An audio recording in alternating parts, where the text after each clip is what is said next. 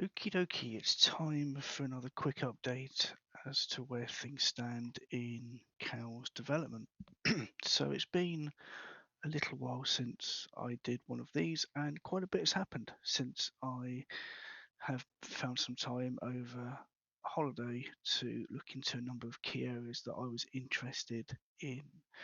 So, no particular order, the first thing I should mention is that all of the window related settings that were under the set command now happen under a dedicated decor command. So this is where you now are responsible for setting the theming, if you like, of a window, be it the title bar, the borders, etc., etc.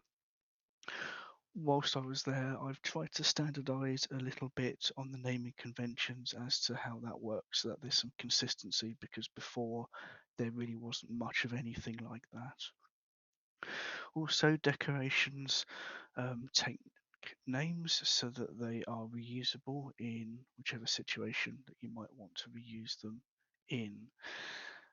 I don't expect this to be a manual edit, so to that end, there is a script which is in the repository under the tools directory called CoW migrate decor. It's a Perl script, but it will actually go through and change the named file that you choose. If you pass it a -i flag, that will actually edit the file in place. I've used this about a dozen times now on different files, and it seems to behave correctly and doesn't mangle too much, so that's good. If you want the nitty-gritty details of exactly what's changed and what have you, have a look at the default configuration in the repo, because that will highlight how decors work now. But hopefully that's going to bring a little bit of consistency to things. The other thing that's changed is that decorations can now support PNG and SVG files. This is true for being able to theme the title bar, the buttons, the borders, and the corners. This is interesting because this also means that the concept of themes can be born. That's not a first-class concept, but it is something which enables various different decorations to be had. There is a very crude attempt by me to convert some of the fvwm themes from 20 odd years ago to this, but it needs a lot more work. But this is in the repository. So under the examples directory, there's the themes directory. This is where I've started to pull that together. You can see that by convention in one of these is the theme.conf, which just actually defines the theme itself, and when that happens, images are looked at relative to this path as well, so you don't have to worry about putting images in specific locations, because CoW will just look at them relative to whichever directory the theme file happens to be in. Okay, so the world's your oyster in terms of how you want to maybe use that to your advantage, hopefully. Again, talking of images, icons now have images. Now, if you look at the bottom left of the screen here, you can see there's two icons. Believe it or not, what you're seeing here, that little sort of window, is actually the default icon that I've chosen, because it looks a little bit similar to the motif window manager. So that's all well and good. You know, you can treat them in the usual way. Icons are icons. The other thing you can do is actually move icons to different parts, and when you do that, when you go to iconify window, it will remember where the icon was on the screen, so that's handy. If you wanted to reset that and put all the icons back to where they were, there is a icon reset command that will do that for you. It is not currently possible to define the location of icons in the same way that the icon box style in fvwm would. But maybe that's something I'll look at in the future. Excuse me. I've also added gradients to borders and title bars. So for those that don't know, fvwm had for a while the ability to define different gradients in terms of different color blends. I've added some of that here. So if I just go ahead and run this script and select an appropriate window, you'll see that the title bar is now changed between blue and green. There's two different types of gradient styles. One is horizontal, which you're seeing here, and the other one is vertical, which obviously renders top to bottom rather than left to right. And for the curious,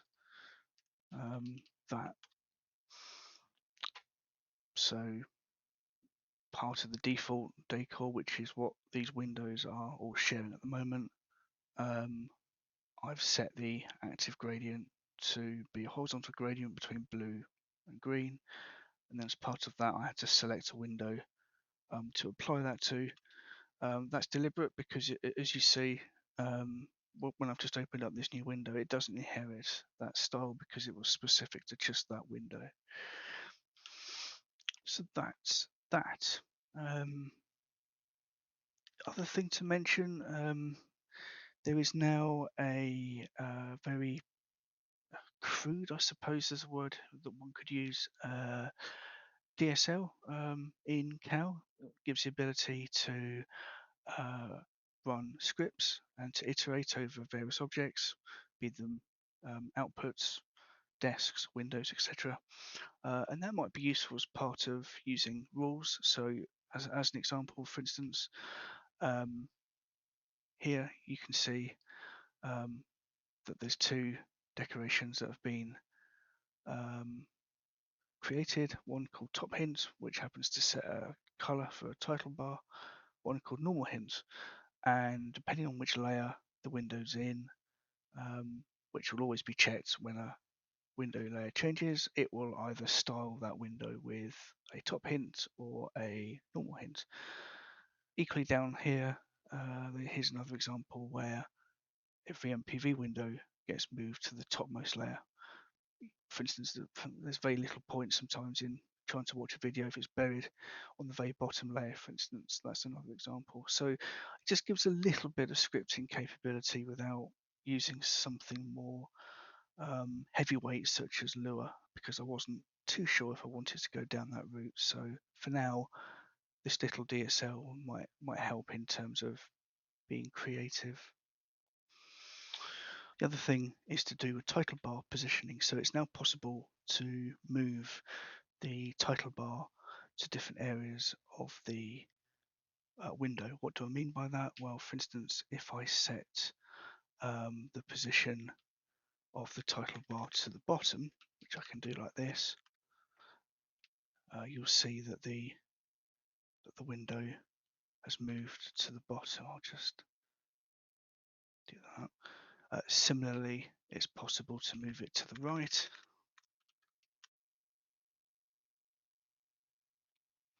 And it's also possible to move it to the left, like so. And you can click on it and do various other bits and pieces. There's a bit of bleed over from the other window here. I should probably fix that. That's possibly a bug actually. But yes, you can drag the window around. Double clicking the title will actually it's meant to shade the window in that direction. It doesn't do that because I haven't changed my default binding. So it's actually shaded it to the north, which is not particularly helpful. So I will just correct that for a second. But yes, in the default configuration, there is actually a particular binding now to the window shade command called Titlebar, and in doing that, it will shade it in the direction of where the title bar is, and it's toggleable as well. So that's why the title bar is the default. I just need to change my specific configuration. That's all. So I suppose really that's probably it for now. Doesn't seem like a lot of changes, but hopefully some of these are becoming a little more useful. As always, if you have any questions, IRC is the best place to ask them. If you definitely want to help out, that would be really good. Otherwise, I'll catch you in the next one. Thank you very much for watching.